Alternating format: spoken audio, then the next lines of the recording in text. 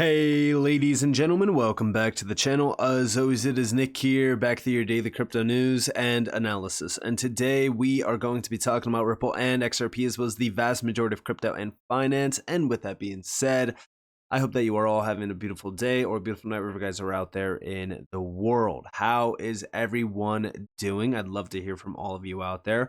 And also, if you guys have been following the news around XRP and if you guys have been enjoying the content recently, definitely hit that like button, as I do appreciate it greatly. And yeah, with that, let's talk about some things. So the big thing that I'm seeing all over my timeline now isn't Bitcoin ETF talk, it's XRP ETF talk. I said, I'm so tired of seeing this XRP ETF talk. Why would you even want a XRP ETF? I feel as though everyone at this point is extremely frustrated with price action. So they're looking at anything and everything that would possibly move the price of XRP. I think that that is a bad thing. And I think that the ETF, it's a wrong move. If we get an XRP ETF, which we probably will, because again, at the end of the day, the Wall Street cronies, they want to control this market. The big thing that I said about ETFs, and I've been talking about this for a while, is control. We're sacrificing control for greed. That's all we are, right? The retail sector is extremely greedy. They want Bitcoin to move. They want XRP to move. They want Ethereum to move. They want this to move, that to move, right? So what do we look for? We look for the big money to move the market, even though we have been having incredible bull runs for years and years and years now. But now we want to look towards the Wall Street giants that manipulate and control markets all the time. And I said, I even mentioned this around the Bitcoin ETF. You are opening the door for the wolves to get in. These big Wall Street giants have manipulated markets for ages. Now you want to welcome them with open arms. It makes zero sense. Now, it sounds very similar to what I said back in August. On August 12th, I said, I love how the argument from Bitcoin maxis around escaping CBDCs, because this was the big talk. It was, oh, XRP is only utilized for CBDCs. This is, one of the worst things that is going to ever happen. But their argument is simply holding Bitcoin. That will save you from a CBDC. That will save you from everything. And I even said today's Bitcoin versus 2009 Bitcoin is extremely different. I don't think the original idea of Bitcoin was celebrating and welcoming BlackRock to launch an ETF. Scared of being controlled by CBDCs, but not scared of a scarce asset that has practically priced retail out, while one of the largest corporations file for a Bitcoin ETF. It makes zero sense to me. BlackRock owns the largest percentage of everything around you. Don't think they will own the largest percentage of Bitcoin either. Think again. Bitcoin will soon be corporation controlled. And again, this is something to really look at even around this space, because again, Bitcoin is still the #1 cryptocurrency. But now, after this Bitcoin ETF approval, everyone is looking for the next big thing. Oh, it's going to be Ethereum. No, it's going to be XRP. No, it's going to be Ethereum and XRP. I think that this is the worst thing that we can be looking for to push our bags. It's kind of ridiculous. Maybe I'm the only one. Let me know what you guys think down in the comments below. Again, your opinion 100% matters on this channel. I'd love to hear your thoughts on this, because my opinion is the fact that I think that this is a bad thing. I feel as though these large Wall Street giants that have manipulated and controlled markets, just like JP Morgan, right? JP Morgan, you can go back in time and look at all of the fines that they have received for manipulating commodities markets, forex markets, you name it. You don't think that they manipulate this market? I mean, it's kind of comical. But it's all about control and how much money they can make off of, guess what? The retail sector. Now, also, Black Swan Capitalist, who has also been following XRP for a while, and everyone has their own opinion on individuals in the space. I do like some stuff that Black Swan Capitalist does talk about. Some stuff, it's a little, wishy-washy. But we do see Ripple's XRP was meant to be a currency, not an ETF.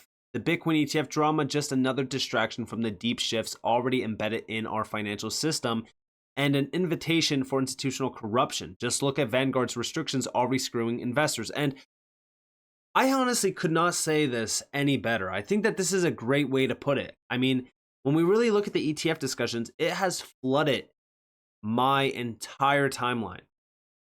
And the ETFs and all of the news regarding it came out at a very, very interesting time as well. And it's kind of interesting because now we're starting to see mainstream media headlines. We're seeing headlines all over the place around this is going to happen with Bitcoin. This is going to happen with Ethereum. Even now we have Bloomberg analyst reveals why an XRP ETF will not be approved in 2024. Like, again, it's all distractions. It's to keep you looking onward beyond what you really need to be looking at. And I've talked about this already, and I've addressed this around a lot of things happening beyond just the ETF craze and drama. And also remember, right? Everyone was looking at the ETFs being a massive price driver. And although, yes, they are a lagging factor, they will add value to the market. Everyone is looking at the same thing that gold did. And they're saying, oh, this is what Bitcoin's going to do. For an example, here we have from Altcoin Daily. Look at what happened when the gold ETF launched back in 2004. Looks like a big run up going into it. Then a cool down consolidation period, then a huge melt up. This could happen with Bitcoin. A big difference, of course, is after that the gold ETF launched, there was more demand. They started mining more gold. They increased supply. With Bitcoin, they cannot do that. In fact, supply flow gets cut in half in just a few months. And here we have the chart. Now, mind you, it's got approved in November 1st, 2004. The price didn't start moving until 2007. Again, I think that gold is a little bit different than Bitcoin, obviously, so time frames here are probably going to differ greatly. But I don't think that we should be expecting the same exact thing. Again, ETFs, they're very good for the long term, but how high are we expecting Bitcoin to go in the short term? Now, long term, yeah, I do think that Bitcoin can go significantly higher, but diminished gains have already hit Bitcoin drastically. If we really look at the chart, it's very clear. A lot of people are saying $500,000 for Bitcoin, $1 million for Bitcoin. I mean, the price predictions are absolutely insane now, to the point where I just look at it and I just roll my eyes because it's just ridiculous on how the retail sector is already being let off the cliff again. It's the same exact thing that we witnessed with Dogecoin, with SNL, and beyond that. Even during 2021. There was a lot of discussions around Grayscale's Bitcoin ETF then. That's how long we've actually been waiting on a Grayscale ETF.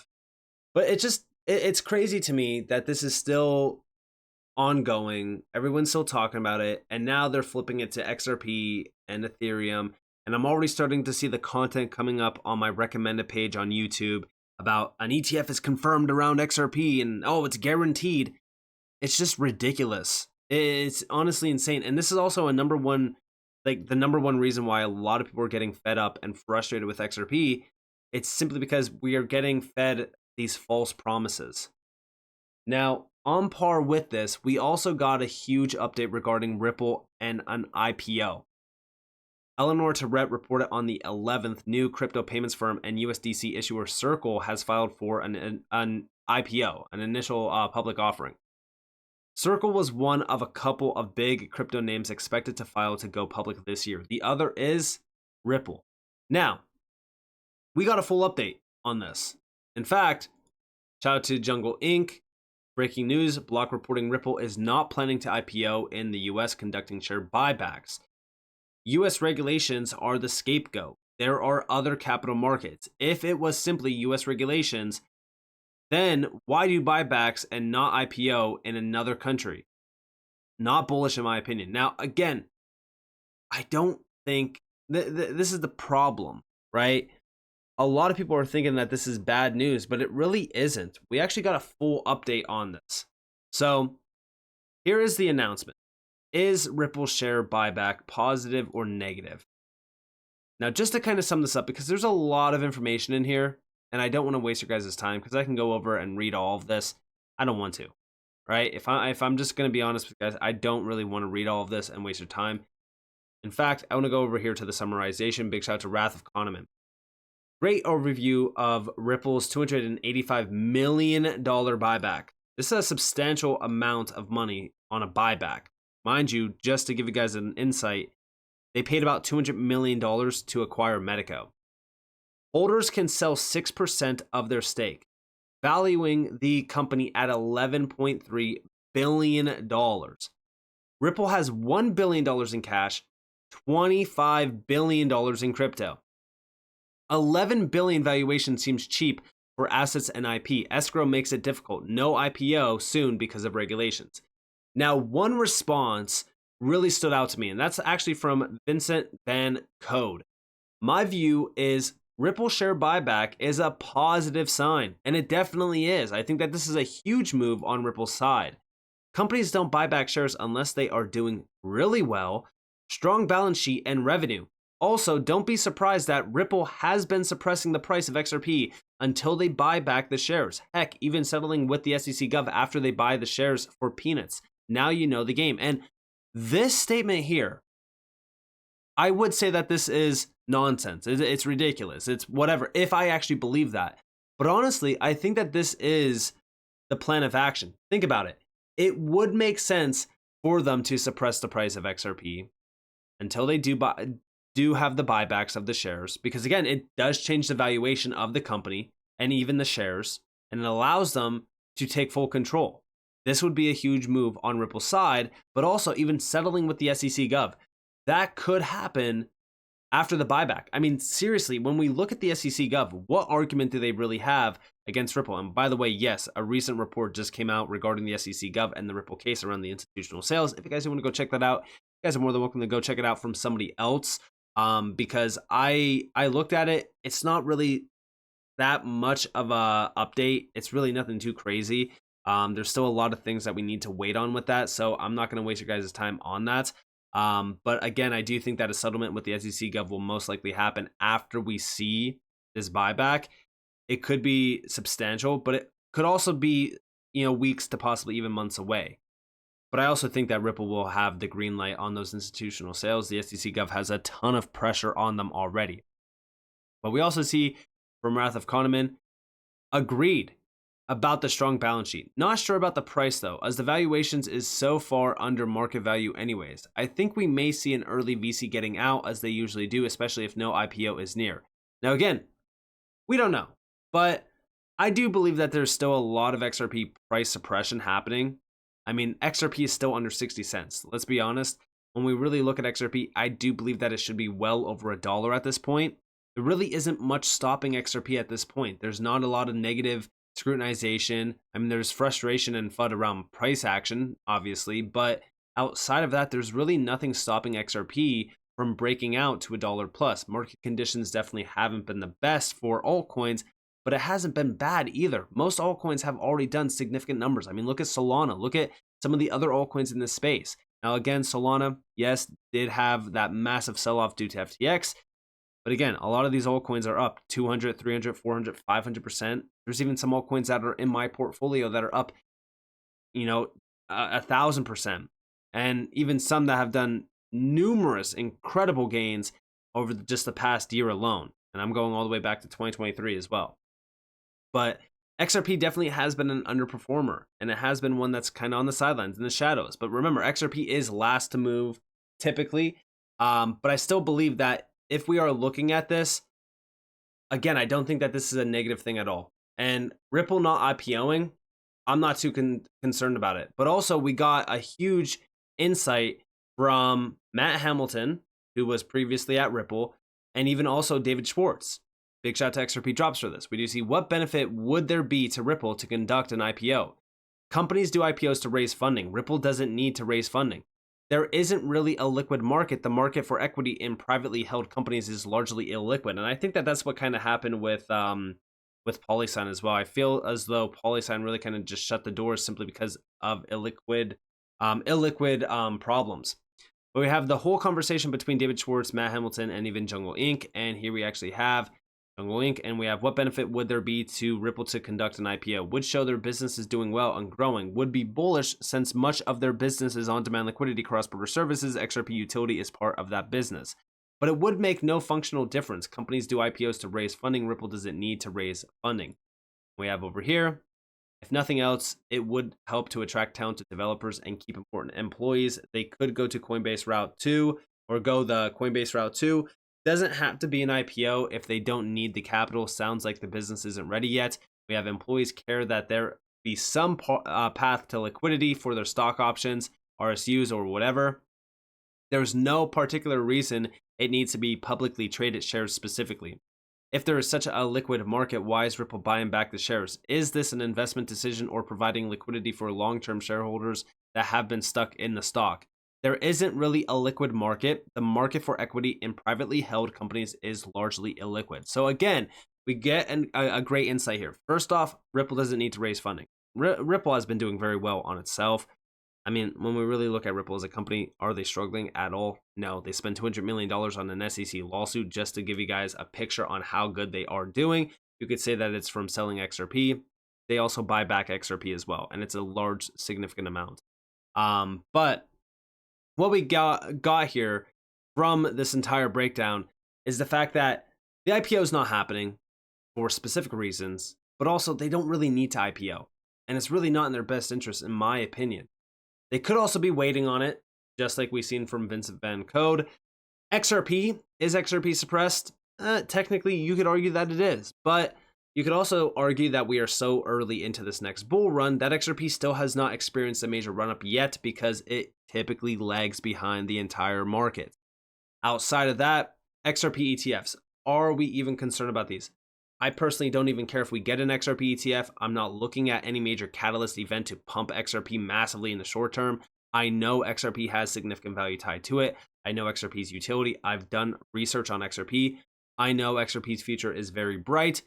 I'm very patient with XRP. I have a ton of other altcoins that are in my portfolio that have done very well for me. I'm not too concerned about XRP right now, and I will probably never be concerned about XRP as long as we are still on the path to mass adoption and major adoption from institutions, which looks like it's warming up right now. So that market's starting to get red hot, and we need to focus on that a little bit more than just talking about XRP ETF talk that could possibly pump XRP. I'm not looking at that, and I'm not even in the market to hype that up at all, because again, there's no point to do so because it doesn't really provide any value for us as the retail sector. We're just really, anybody that's hoping for an XRP ETF is just simply hoping for somebody to buy our XRP and pump XRP in the short term, which I don't really need that. I don't really care for it. Again, that's my opinion. Everyone else has their own, and I do respect that. So with that being said, if you guys did enjoy the video, definitely leave a like, subscribe to notifications on for more free content. You guys are more than welcome to follow me on Twitter and join for Discord in the description below. And with that being said, guys, it's been Nick. Peace out.